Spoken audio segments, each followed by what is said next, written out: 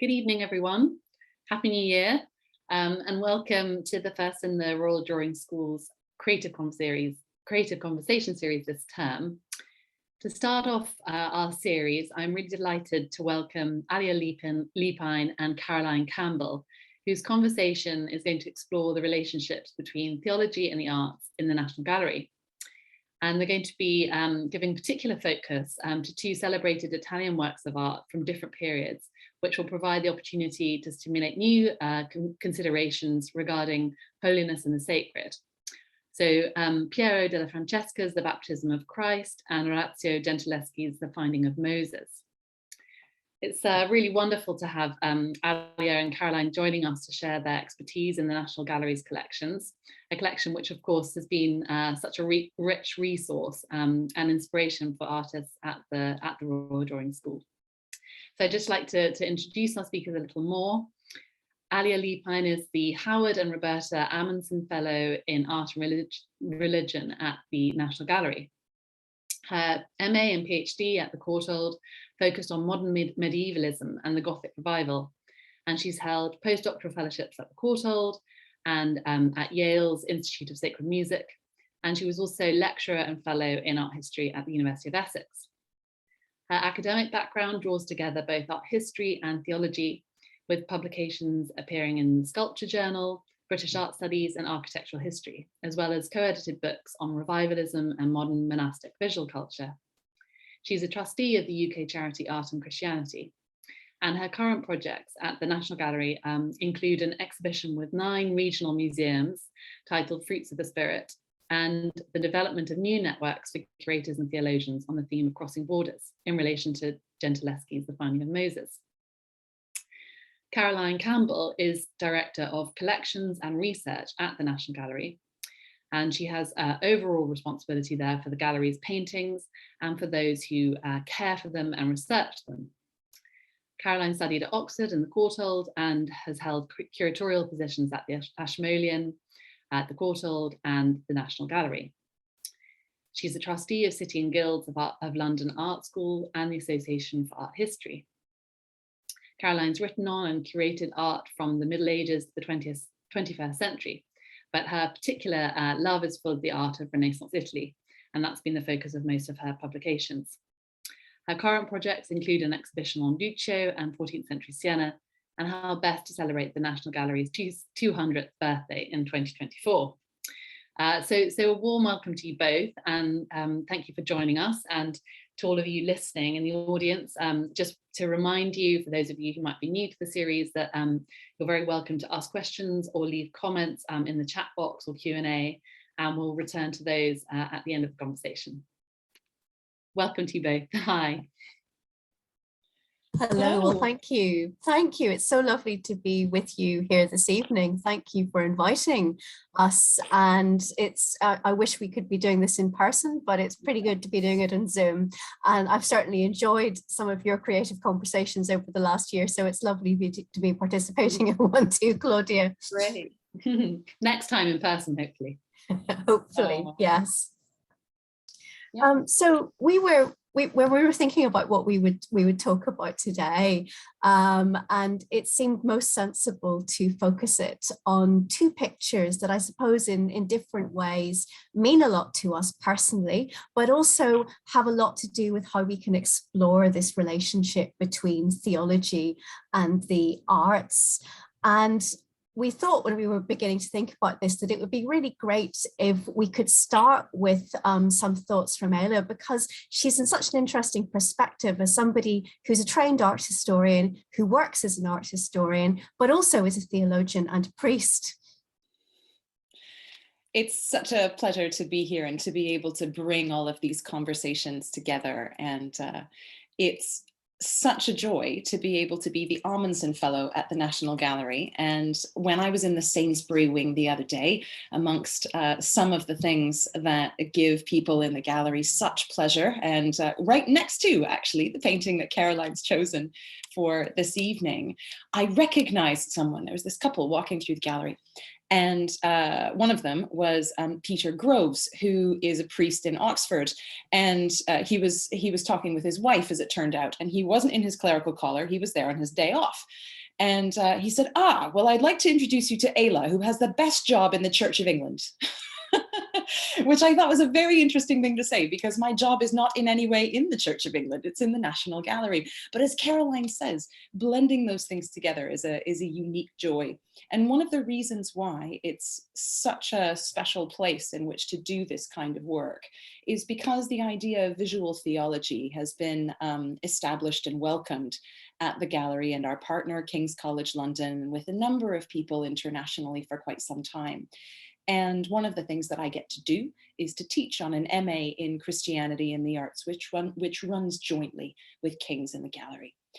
The second term of that MA has just begun this past Monday. And this term we're looking at John the Baptist together, using the whole range of the gallery's collection to explore not only images of John the Baptist, but also who he was and what that meant, aspects of prophecy and social justice, of crying out for freedom and liberation, but also the joy of Mary and Elizabeth, where their babies meet together in their wombs and greet one another. So the whole way of thinking about who we are as people is something that we can look at by looking at just that one character and figure and the way that he's depicted over and over again in the gallery. And he will be featuring, of course, in Caroline's picture as well. And so when we do stuff like that together, especially at the beginning of term, students always ask, what is visual theology? And one of the ways of thinking about it is that art historians and theologians might ask different questions of the same painting, might interact with it in really different ways.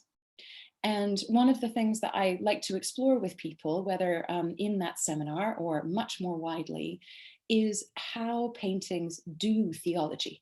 So we might be used to the idea of someone like St. Augustine or Thomas Aquinas, or perhaps Rowan Williams, or lots of other people, Desmond Tutu, a wonderful example, writing books, preaching sermons, being able to speak about how God and society relate to one another. And why not say that Orazio Gentileschi or Carlo Crivelli or Esteban Murillo has exactly the same kind of capacity to be able to speak theologically in paint and reach out to us in a different way. And I think we could say the same about something like Van Gogh's Sunflowers. So that's part of what visual theology might be about. And within that, I do a couple of other projects. One is that I'm working on establishing a couple of new networks, looking at this Orazio painting together from the perspective of people with different religions and different faith backgrounds, and from the perspective of UK curators and those more broadly and internationally. And those two groups are just starting this year to meet together. And so that's why I chose this painting.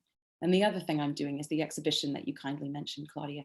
And that will be this massive, I've been thinking a lot about it today, regional set of partnerships where we're looking at ideas of well-being. The fruits of the spirit include things like joy, peace, love, and being able to think about community and well-being through theology and spirituality for people of all faiths and none. I can see why when I saw Peter in the gallery the other day, he said, "You have the best job in the Church of England." And I did say, I have the best job at the National Gallery. But actually, even then, it wasn't accurate, because I think, in fact, that Caroline has the best job at the National Gallery. Well, I think we could argue about that, but they're both pretty good jobs because they enable us to do the things that we find very interesting and stimulating. And something I wanted to really ask you, Ayla, was, I mean, as an art historian, I find the concept of visual theology a really interesting idea, regardless of the theology, because it gives the agency back to the artist. And something that's really troubled me as somebody who studies the Renaissance a lot is that often there are these long explanations of what a picture is or what a picture might be, and they're in relation to theology of the time. And that's very, very obviously a very important area of activity, particularly for people who study the Middle Ages and Renaissance, but it's not putting the artist in there. And we spend all our time at the National Gallery thinking about the agency of the artist in terms of making. So what does it mean, I think I want to ask you, when we think about it in terms of intellectual agency, in terms of the theology? And perhaps at this point, we might actually turn to look at an image and explore that in relation to that. Shall I start sharing my screen? Yes, please.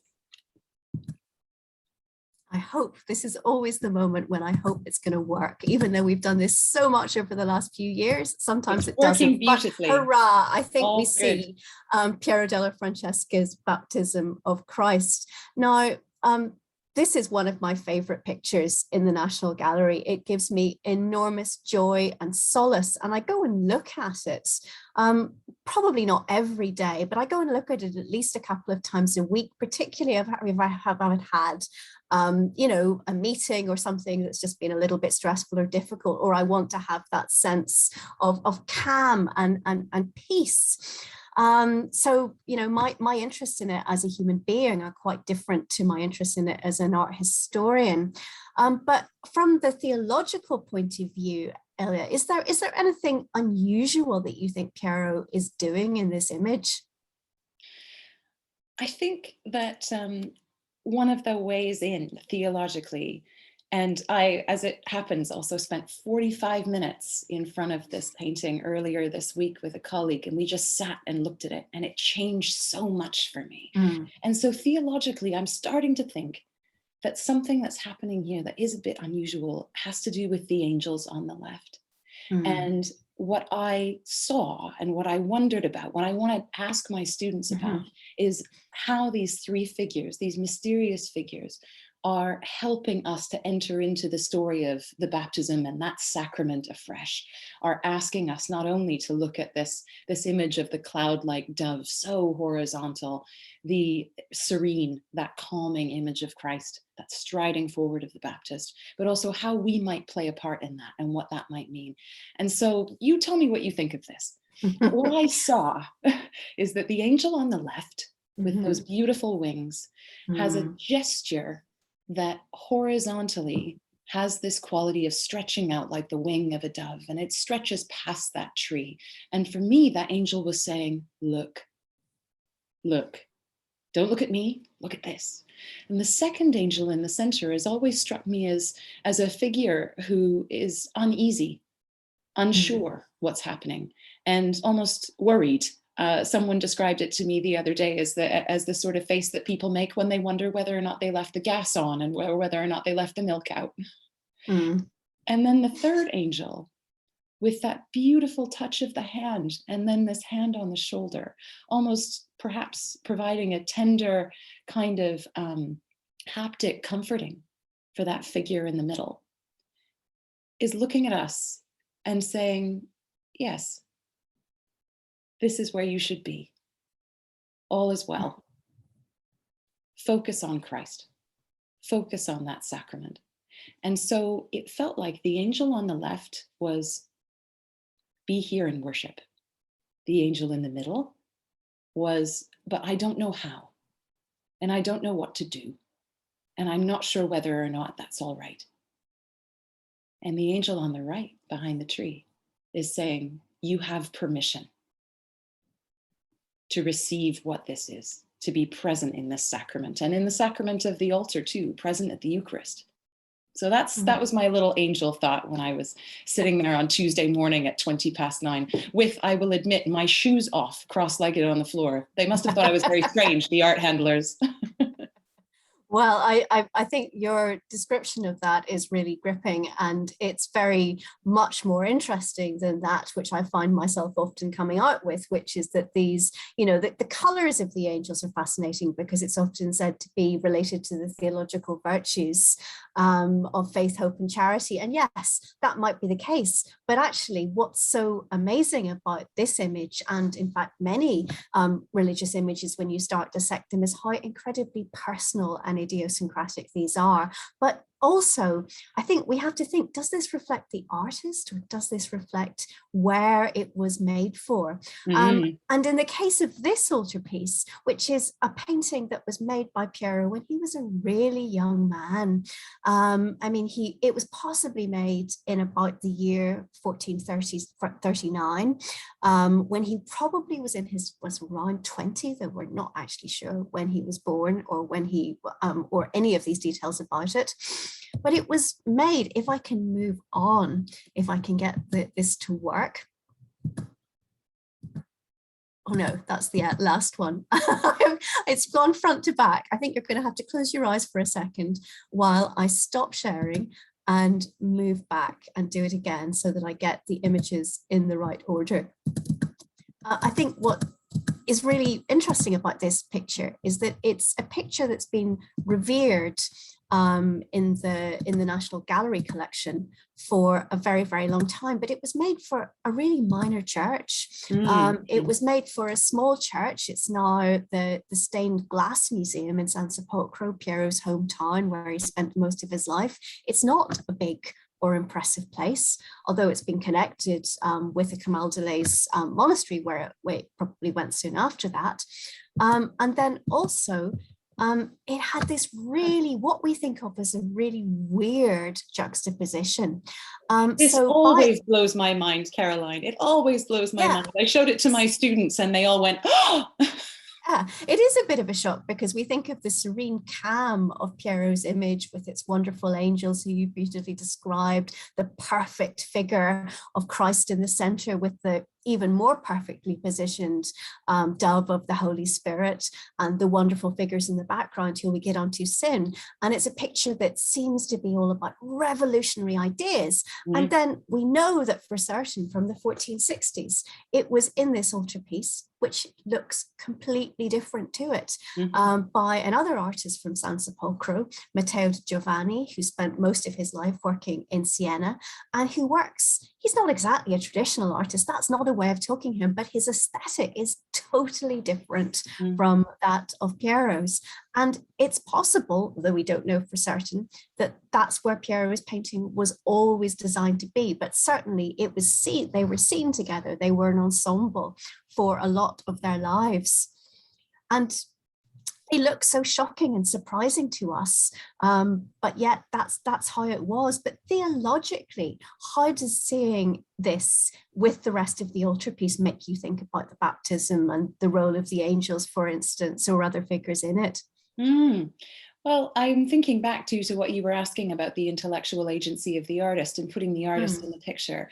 I think alongside that, one of the things that happens in the National Gallery and in so many other wonderful collections globally is that we forget that we're never looking at the whole story. We're looking at fragments, and those fragments have a life of their own. And so in a sense, that visual experience that we're having now of the return of the fragment into, at least since the 1460s, its home, it creates something very exciting, but it also creates some problems when we think about agency in artists, because now we have artists rather than one genius artist with his or her wonderful theological idea. So now there are loads of different artists, time periods, saints, theological positions that are communicating together. And for me, looking at this, what strikes me most is the relationship between the baptism and the crucifixion that the predella. Yes, so I don't know if you can all see, but there's the crucifixion is at the center of the predella, the base panel. And of course, that's a very common place for it to be in altarpieces of this date. But yeah, what's that relationship really saying? I think having them both together says a great deal about the relationship between baptism and the Mass and the Eucharist, because this is an altarpiece too, has this, vital quality, and that's what Piero was painting it for, right? So surely when he's exploring the painterly content of baptism, what he's going to do, how he's going to make it something that's in his hometown, that's perpetually happening now, where that constant experience of baptizing is taking place, not only liturgically in the church, but also in the lives of the people around him and in himself too, that he's constantly thinking about its relationship to the altar and the Eucharist. And so there's this little reminder, right, of remember who you are, and remember where Christ goes we often think about the baptism as the initiation of Christ's ministry. Remember what he does after that. And then remember that the death of Christ is never the end of the story. If it were, then in a way there would be no point. But because that's not the end, there are these altarpieces, and there is this juxtaposition between the hope of baptism and the sorrow of crucifixion. I think what's really interesting about that is that it also opens up the idea that a painting, whether by Pierre or by Matteo di Giovanni, by Orazio Gentileschi, as we'll go on to look at, that a painting can never be seen in one time or in one space, a painting of this subject. I mean, something I always like to think about is that, and it may seem a bit bonkers, but that paintings on the National Gallery or in other public collections, they're connectors, they're things that bring our time together with times in the past, with people who've had thoughts that are similar or different to us. They enable us to really think of ourselves as being part of a continuum and not one world. And maybe that's why these pictures of theological subjects have the particular power to do this, whether we have any Christian faith or not, because they're intended to be making us to make these connections. And they're using emotional devices such as drawing you in or things that look like you to make you think that. And if I just move on, to my next, I'm going to skip through the Dove, even though she's so wonderful, but just think about this sense of space, because so interestingly, in Piero's painting, before the angel that you've talked about, and between the body of John the Baptist, there's this little time, and it's not just any old time, it's Piero's time. So he's saying this is happening now, continually, not in the Holy Land, but in San Sepolcro, where I am and where you are. And I love that placement. It's so clever. Yeah, I think it's so beautiful. And I'm so happy that you have this really wonderfully zoomed in experience for us on the screen, because I love the way that he works with paint here. These tiny little dabs and dots of paint, their hills, their trees, their windows. And I like the idea of something like, when you have like an advertisement or something, and you have things on the London skyline, and you immediately know it's the London skyline, it might be super graphic. It's an iconic image. I wonder whether or not this is like, people would come in and they'd say, oh yeah, of course. Oh, well, yeah, they would have done it because they were saying it there. So they're like, oh yeah, here we are. I also love the way, and you can see in this image that he changes his mind as he's working. So you can see that the blue of the angel's robe is over the trees. And actually, I should share another joy with you that we can't look at together at the moment, but hopefully we all can soon. We're cleaning at the moment in the conservation studio, Piero's wonderful, one of his last paintings. This is his first painting, and we've got his last painting, the Nativity, made for his house, another very personal picture, made for him probably. And the details there are even more precise. This is sort of looser, even though this when he's a younger man. Very curious, but that's a slight digression for the moment. Another detail that I love, and which I wanted to share and to think about what it means theologically, is this reflection. This painting is full of things that are odd and very, very strange. And it's particularly odd the way in which Piero visualizes the River Jordan. So we're meant to imagine, aren't we, that Christ is standing in the Jordan, and he's being baptized by his cousin. And it looks, when you're standing in front of the picture sometimes, as if the water's just gone and you've got the riverbed, which isn't that, but it's a strange effect. But you consciously see, again, it's this sense of making Piero's own world in the world of Christ. You see the trees that are not the trees of the Holy Land, not that he would have known what they looked like anyway, but the trees of his own countryside reflected in the water of the River Jordan. Do you see other examples of that where artists do this too, or do you think this is something quite particular to Piero? With that kind of reflection, or with the location in your reflection? I can't think of many others. I'm trying to think. I'm not sure. I wonder whether or not amongst our 101 participants there may be some examples, but off the top of my head I can't. And it's often that experience of looking at the reflection and it not making sense, and trying to make sense of that which we cannot understand, where you get to kind of like the limits of representation. I've always thought about that, and you tell me I don't know, as Piero being very self-aware about the limits of representation, including the impossibility, or what our colleague and friend Chloe Reddaway would call the audacity of painting Christ. Where on the one hand, it's happening now in my hometown, and we know what we can do with angels and landscape and this thing, and you've seen this iconography before, that's not surprising. On the other hand, it's nothing can truly represent this, nothing can control this, can manage this. And so I feel like this reflection and his treatment of this shows that he knows that art is limited in relation to God, and also shows that he's fantastically, virtuoso in the way he does things, and shows that in the coming of Christ, everything is upside down. Things are not what we imagine them to be. And that there's this moment too, in the baptism too, right? Where the Father says, "This is my Son with whom I am well pleased." And so I wonder whether or not Piero, in one way or another, was imagining or exploring the shock and the upside downness and the impossibility of representing the voice of God as well as the image of the baptism.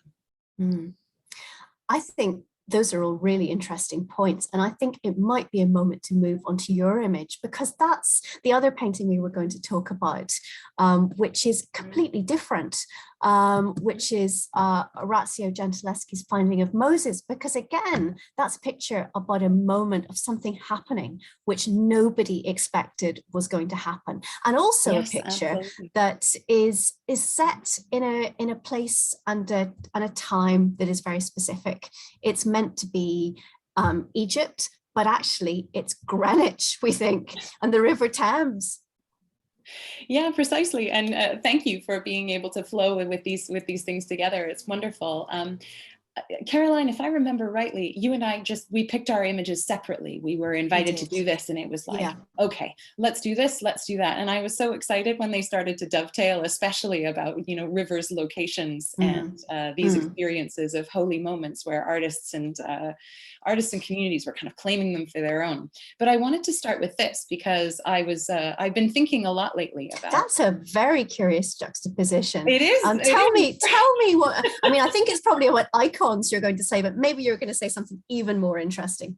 Nope, I'm not going to say anything about icons. So the other day I came in and I was looking at people looking at the sunflowers, and I was like, that is so like an Orthodox icon. I really want to speak to an Orthodox Christian about this and see what they think. But this is Hagia Sophia, as you can see on the left. And I was thinking recently about someone called Photius, who preached a sermon at the consecration of that mosaic that we just saw in 867. And as many of you will know, there was an enormous controversy about iconoclasm and images and the status of images. And so, I mean, what a beautiful thing he has here. It's as if one had entered heaven itself, with no one barring the way from any side. And then he gets very excited indeed. He was illuminated by the beauty in all forms, shining all around like so many stars. So is one utterly amazed. Thenceforth it seems that everything is in ecstatic motion, and the church itself is circling round. For the spectator, through his whirling about in all directions and being constantly astir, which he is forced to experience by the variegated spectacle on all sides, imagines that his own person is transferred to the object. I think we could spend a lot of time with this. And I was thinking about the experience of art in galleries in relation to this experience of sacred space and this kind of overwhelming ekphrastic joy that Photius felt when this image was placed into Hagia Sophia. What do you make of this text? Well, it's a very, very strange text. I mean, when you were reading it, I again was thinking, well, this is like this idea, I mean, of the painting or the object in an art gallery, which often, and it's become a bit of a trite comment, people do enter galleries like they're entering a temple or a church, and there is this sense of reverence or of worship in front of it. I mean, sometimes that can be truly marvelous, and sometimes that can be really off-putting. Yes. But if we think about the positive sides of that, how do you think we can use this type of example of theological approach to how we approach a work of art today? Yeah, the word that's often in mind and that really comes to me strongly in our conversation is wonder. Mm-hmm. And one way of thinking about wonder is, you pose a question, I wonder, I wonder why her hair is red in this painting. I wonder why that's looking like the Thames and not like Egypt. I wonder why that's upside down, why Christ's feet appear to be at the edge of a river that's just stopped. But there's also just this experience of wonder where we reach the edge of the nameable because we're in contact with something that is making us feel that we're having some kind of empathetic, perhaps even loving relationship, a kind of compassionate, even relating to an image made, as you were saying before, a long, long time ago by someone who we will never meet, where our interconnectedness as creative human beings sharing this planet somehow flows through this painting. And I love it when people get snagged in the gallery. Maybe they're heading off and they have a plan. They're going to go see the Caravaggio Emmaus, or they're going to go and see some wonderful painting of Venus. And they end up stuck in front of a canaletto. It doesn't have to be a religious painting at all. And they cannot tear themselves away from the way that he paints waves and gondolas because it's just too cool. It's too exciting. And I love those unexpected moments where there's this quality of encounter and wonder. I really feel that right now about the Kehinde Wiley exhibition at the gallery, actually. And those of you who are watching us at the moment, if you've not yet been to see the Prelude, I really, really warmly recommend it. And we've been thinking in the gallery a lot, haven't we, over the last couple of years, since it was possible to acquire it and have this amazing campaign about this painting. And I think this painting is all about wonder too, because it's all about this baby in the center, but it's also about all of these women having completely different reactions to and conversations about this very surprising appearance of this infant in a basket. So the finding of Moses in the book of Exodus, it can be told and represented by artists countless ways. And the National Gallery has at least 3 has many. Yes. We have a painting that may be by Zunio, we have a Poussin, and we have this one. This one's the biggest. So we like this one. And it's also so exciting because as you were alluding to, it's Greenwich. That's the lush, verdant British Thames in the background, or at least the idea of an idealized. Greenwich, as I've not seen it for quite some time. Yes, exactly. But it is. I love this idea of throughout the history of art, of artists putting things into their own space, and it's not just subjects of Christian. Theology as well. But here it's saying something that's very specific to the finding of Moses, because this picture is made, we're pretty certain, for Henrietta Maria, just after she's given birth to Charles I. So there's a sense in which the prince, not Charles I, sorry, Charles II. My apologies for that slip in English history, but there's a sense that he is being presented here as Moses, really, isn't it? Though they probably didn't think in the 1630s that he was going to be saving his people from the wilderness, and his life certainly turned out in ways he wouldn't have imagined that might have had more in relation to that. And there is a tradition, isn't there, of connecting kind of dynastic royalty with leaders like Moses in particular, biblically. But it always sort of surprises me, because the story of Moses, of course, is that he's from a group of people who are being horribly oppressed and enslaved, and ultimately he murders someone, freaks out, runs away, becomes chosen by God to then lead his people through a very perilous project that seems to be endless. The Israelites at various moments hate him and are ready to kill him because they don't trust God and they don't trust him. He has to have a variety of different encounters with God in order to continue to reestablish trust.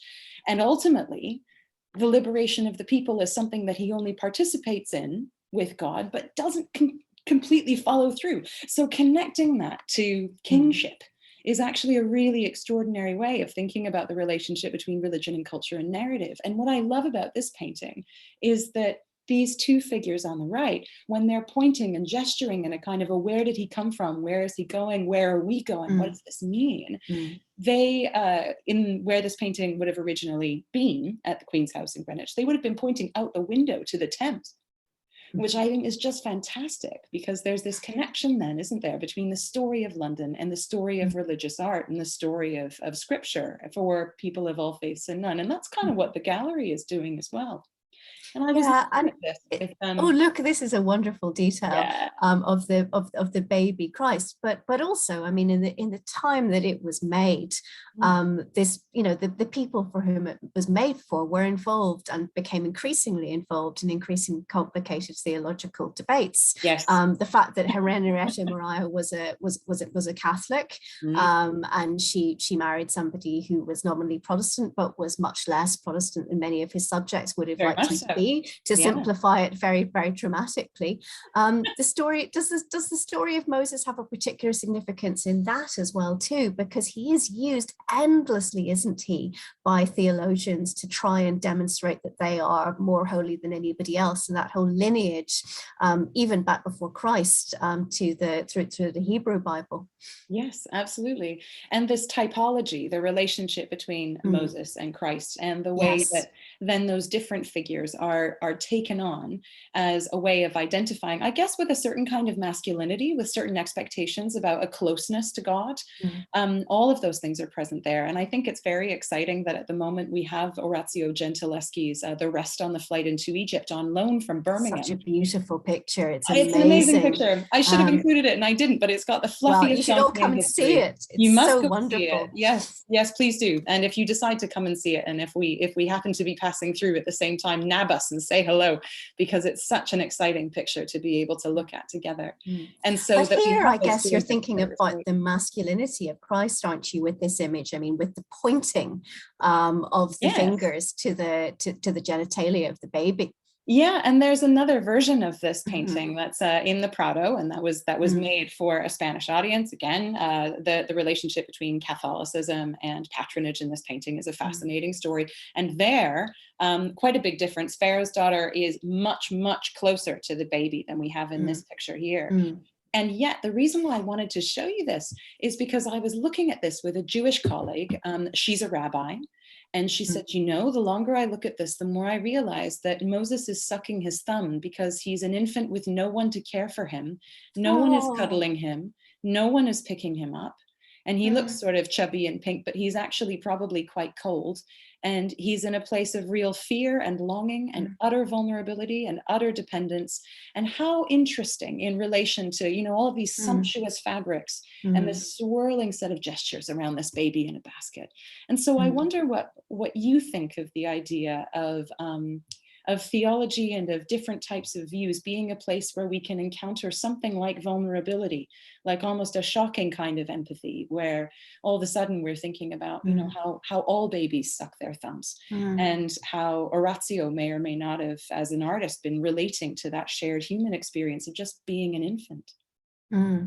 It's a really interesting point. I hadn't actually noticed that before about the thumb sucking, and it's absolutely there. And I think vulnerability is really curious for me to think about in relation to this picture, because this is such a big picture. It's a bombastic picture in many ways. It's celebrating, you know, the lineage of the Stuarts, their connection to Moses, their rightness to be in Greenwich, to be in charge. But you're right. It is very vulnerable. Something I find very odd about this picture is the fact that you have all these women pointing all these places, and the baby is really tiny. He's miniaturized. He's the focus of everything. But they're also large. They're also grand. They're also big.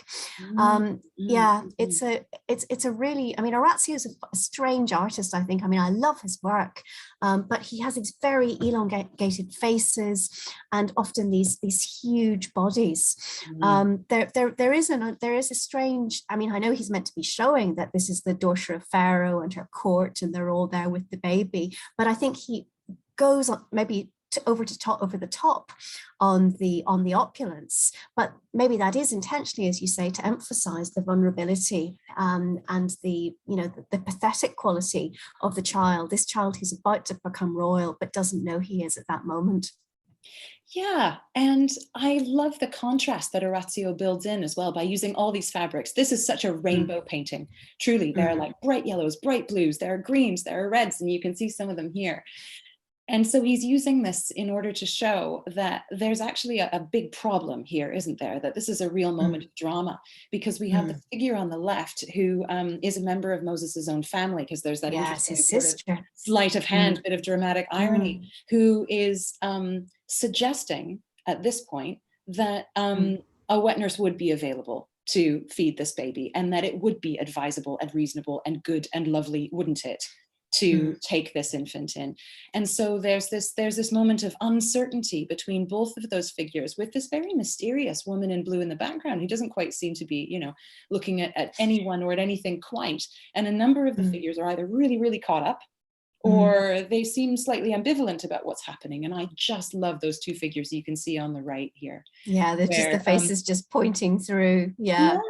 And this woman with the pearls in her hair, who seems to be shoving down the head of her companion. She's so desperate to look at the baby. I want to see. And I think, you know, all of us can identify with that, right? Where you have this, you know, beautiful, exciting new thing, whether it's a child or whether it's something else, and everybody wants to get in and have a look, while there's actually a very serious conversation happening just over here. And it's all about power. I keep thinking about this being very, very much about the way that people with different forms and different kinds of power relate to one another. And I really see that in this painting, in the dirty feet. Yeah. So in the bottom left and the bottom right hand corner are the upturned feet of people who are living in the dust, who are oppressed, who are enslaved. And that's the way that Orazio chose to frame this painting for Charles I. What do you make of that? Well, Orazio, of course, if I can be all our historical, was just learning from Caravaggio, who'd done exactly the same thing. I mean, it is a wonderful device. But yes, I mean, this picture is all about these contrasts, I think, between the opulence of the fabrics and then these dirty feet. So it's like it's like the dreams and the dust and the reality all in once. It's a very human picture, really, isn't it? And I mean, what are you hoping to do with this picture, Ayla? Because it's a focus of a lot of activity and interest for you at the moment, in terms of bringing people together and bringing people in to have conversations about this picture from a number of different faith perspectives. There's a lot going on. So first of all, we're really, really pleased at the gallery that the learning department's work with schools includes a Take One Picture program. And this year's Take One Picture is this painting. And so I thought it would be wonderful if the Art and Religion strand and the Ahmanson projects could connect with that by bringing together two different kinds of networks, which are going to roll on year. One of them is a network for people from different faiths, theologians and religious leaders from different traditions, to be able to come together around this painting to look at the theme of crossing borders. So there are these wonderful groups of people who've started to meet in the gallery from Jewish and Muslim and Christian traditions. And we look at this painting together and we think about it in relation to sacred texts, to questions of migration, to questions of difference and diversity. And people have completely different responses to this. These are not art historians at all. And we do this together with our partners at St. Martin in the Fields and King's College London. And one of my favorite moments looking at this was that there was a wonderful woman who brought a Sufi poem to bear in relation to this painting. And it was so tender and so powerful.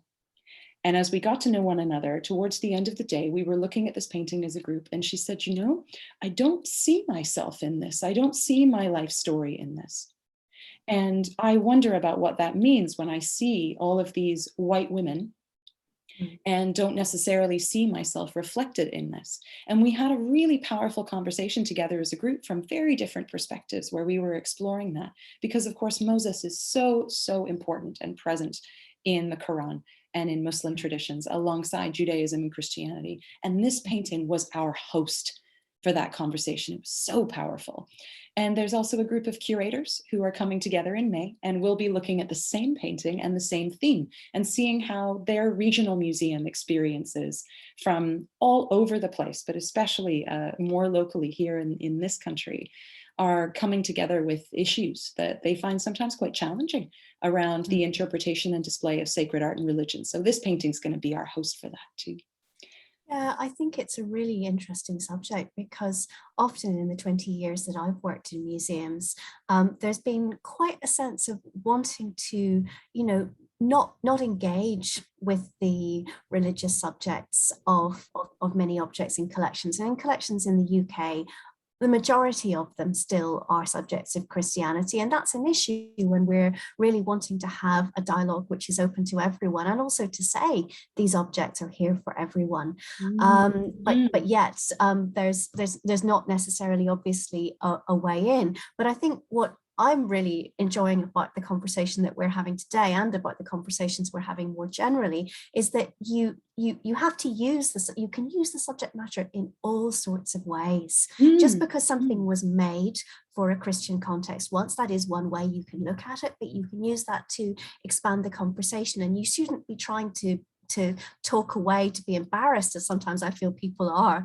by the subjects of these objects. That is what they are, yes. But it's what they can do today, which is as interesting as what they could have done in the past. And sometimes I know that as a curator whose particular interest is in the history, I'm possibly more interested in the history of this object, its past use to its present use, or I have been. And I think it's really good that we're beginning to think very strongly about what objects do, not just in terms of how they look in our display, but what do they mean to audiences? How do people use them to craft their own sense of identity, or indeed their sense of non-identity with the world? You've put that so beautifully. And one of the things I'm very, very grateful for in the role that I have is that as colleagues together, as curators in the department, each of us has such diverse expertise that we bring together so that those ways of looking become possible to connect with every single person who comes in, because every person has a story. And I firmly believe that each of the works of art in the gallery, including the two that we've explored tonight, are constantly welcoming every person in, that they are all spaces of hospitality and all spaces of storytelling, where it doesn't have to be just one thing that's frozen in time, made for one wealthy person, or made to describe one aspect of a saint's life in relation to a culture that one person or another now might feel they have no contact with. I think we can discover new things about what makes us human together by looking at these objects and not shying away from what they are in their religious content, as well as in what they can show us more broadly. I'm thinking about the time.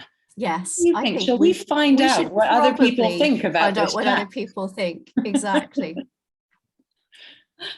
Oh, thank you so much. So many, really compelling insights and new ways of thinking about these works that many of us will have contemplated, over the years at the National Gallery and drawn from. So thank you so much for your conversation. And I can see that there are questions coming up in the Q&A and chat boxes. So it's nice to have a few minutes to look at those. But I wondered if I just wanted to sort of think a bit more about. You sort of touched on it, but kind of communal experience in the gallery. And I think Caroline was talking about sort of, in a way, these sort of, the gallery is a sort of ritual space for the contemporary viewer, and the ways in which you might think about it in that way. But just if there are ways in which that sort of shared experience of looking with others might relate to kind of collective spiritual experiences. And I suppose, I think, Ayla, we were talking about sort of silence and conversation yesterday when we were having a chat. But yeah, we had a big chat about silence. It was hilarious. Yeah. And I suppose it's about private and communal experience. Yeah, it's been one of the very odd things of the last year, hasn't it? The last 2 years now, I hate to say, of not being able to have much of that shared experience in front of physical objects. And certainly, I don't know about many of you, but for me, the first few times I went not just into an art gallery, but went into an art gallery with other people, was just a truly magical and wonderful experience, and made me think we never want to lose this again. But on the other hand, the ability to see and to look at details on screen and digitally and with groups of people has been really compelling and wonderful. And I don't want to lose that sense of belonging and connection that you can have even when you're not in the same space. But just again, what seeing something together on a screen can make you think as well too. That's been really compelling. Yeah, I couldn't agree more. And I just thought of something that happened in the gallery the other day that really kind of gave me joy. So I was there with a group of people who all come from a particular faith background and would all probably say similar things about stuff. And so we were talking about a particular way of thinking about the Trinity in relation to a work of art. And it was going to a very deep place. And there was this wonderful colleague in learning who walked by with about 36-year-olds in high vis.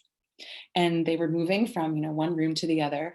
And he said, right, in the next room, you are going to see a dove. Who can tell me what the dove means? And all these 6-year-olds were like, Holy Spirit, which I thought was so cool. And just that both those things were coming together. That's the sort of encounter of all sorts of different shapes and sizes that I missed most when we were not able to be in museums. So it's an interesting thing about simultaneity. It's not very silent, that's for sure. But it's an interesting thing about simultaneity, that we share that space and we don't choose who we share it with. And that's a wonderful thing. You never know who's going to be 2 feet away from you when you both stop in front of something. And you can never fully know someone else's joys or struggles, no matter how deeply intimate you are with them. And so to share that experience with a friend or a partner or a total stranger, and to do it in person, is something that's just precious beyond words. And I think we've really rediscovered that. Yeah, thanks. Certainly hope we have. Yeah, I'm like, it'd be lovely if anyone in the audience who's listening would like to comment further on sort of their experience of, some of you might have taken part in the National Gallery, the Drawing Schools course that takes place at the National Gallery, where you're at some point, I'm sure, have drawn from the Piero. So yeah, it would be lovely to hear from you. So, but I was struck also by your I think sort of early on in the conversation, seeing the Van Gogh Sunflower in that context, and your discussion of that sort of encounter, and it made me just think of an essay the writer D.H. Lawrence wrote about the novel, but in it he draws attention to Van Gogh's sunflowers, and he writes about them. He writes about those paintings as a revelation of the perfected relation at a certain moment between a man and a sunflower. So it's all about that sort of sense of the intensity of encounter. So I loved that juxtaposition that you were making there. But let me just turn to some of the questions that are coming in. Lots of messages of appreciation to you both. But there was an early question about that relationship between the panel and the, I'm just looking back to that, in the baptism of Christ. So could you say something about why you're not sure that the panel was meant to be part of the altarpiece?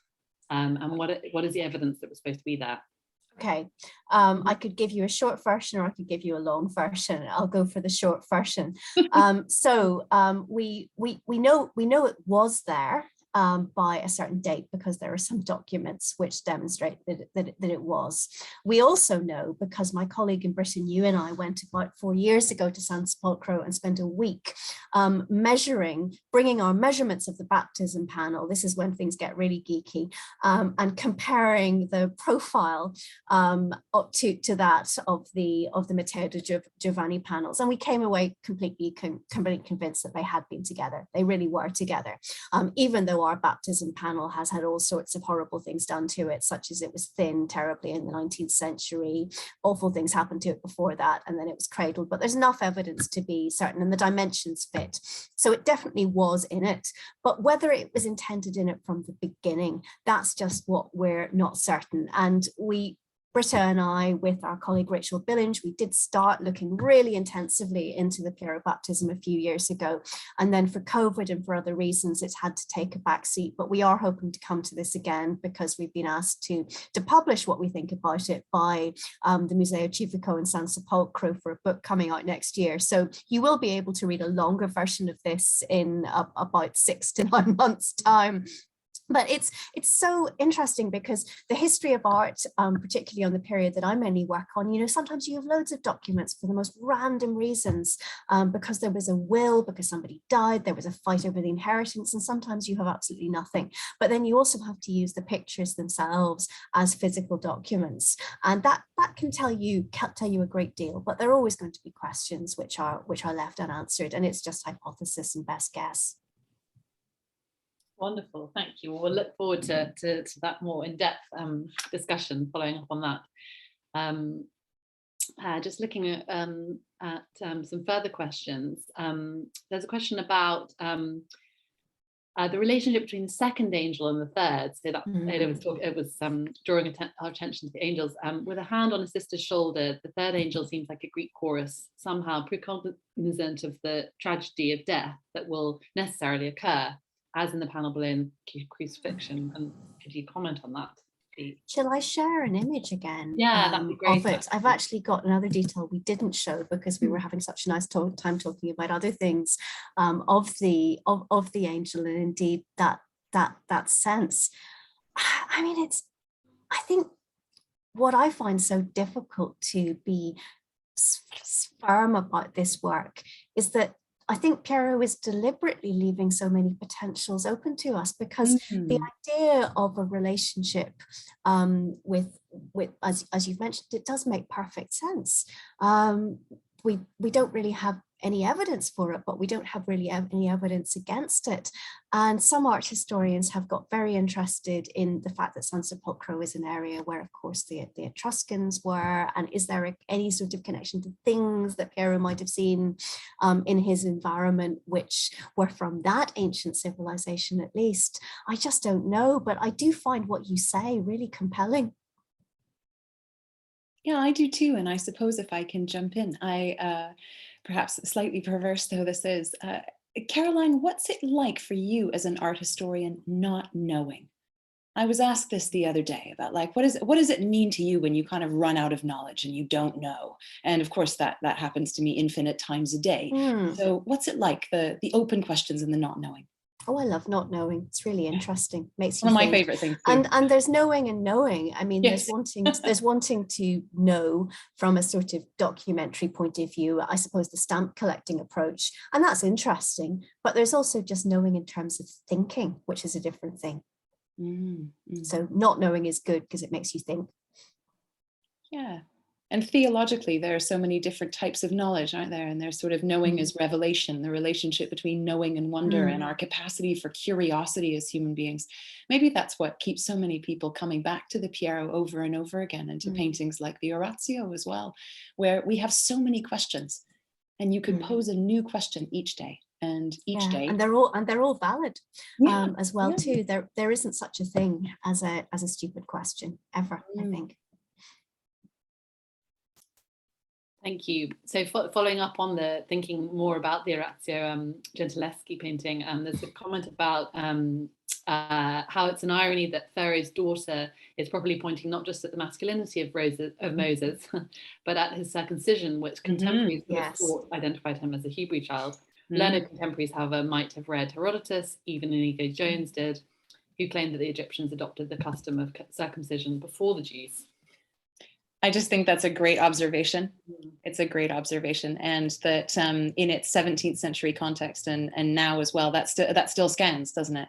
It's one of those things where one thinks about the relationship between signs of association with a particular group of people, and then we can expand that out a bit further as well, if you wanted to, and to think about how we define our relationship with a particular group and what those signs and rituals might be. And so that pointing finger is such an important finger, because it's one of those moments where it's like, who is this? Who are you? What signs do you have on your body or in your heart or in your identity that show people, whether you want this to be seen or not, actually, that show people who you are? But then just speaking back into this thing about irony and the original observation, I just think it's a great observation and a really important one.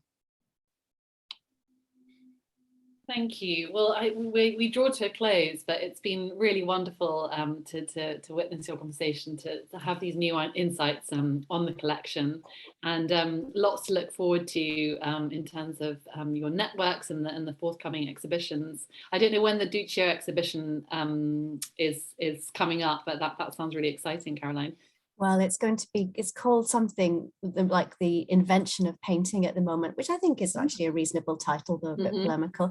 And it's not going to be until 2025. So there's a bit of time. But if you're in New York the year before, you'll be able to see it there. But no, these sorts of projects take a really long time, but they're wonderful to work on. Yeah, it sounds wonderful. And the collaborative project you're doing with the 9 museums, we touched on a bit yesterday, but might you just point us towards how we might find that exhibition, find those exhibitions over the next however long it's going to take to put those together? I can't really say very much about it, except watch this space. But the hope is that it'll take shape across the next year or so, and that there will be a lot of focus on community outreach and local events in connection to the different concepts that we're looking at: joy, love, peace, and on it goes. And I just cannot wait to share it with people. It's at this stage now where I'm just like bursting to tell people, and I totally can't. Okay, well, we'll all have to keep an eye out for that, but it sounds really, really fascinating. So I hope people will enjoy it. Thank you. I'm sure they will. Yeah, absolutely. Well, it's been a wonderful start to this term series. So thank you so much for a really, really fascinating conversation. Thank you for welcoming us. Thank you. Thank you for having us this evening, and thank you everyone for your observations and for staying with us. It's really, really lovely to feel we're not alone at the moment. Absolutely. And hopefully we'll all be drawing in the gallery. Indeed. And meeting and crossing paths. Oh, yes, please. Thank you. All right. Bye-bye.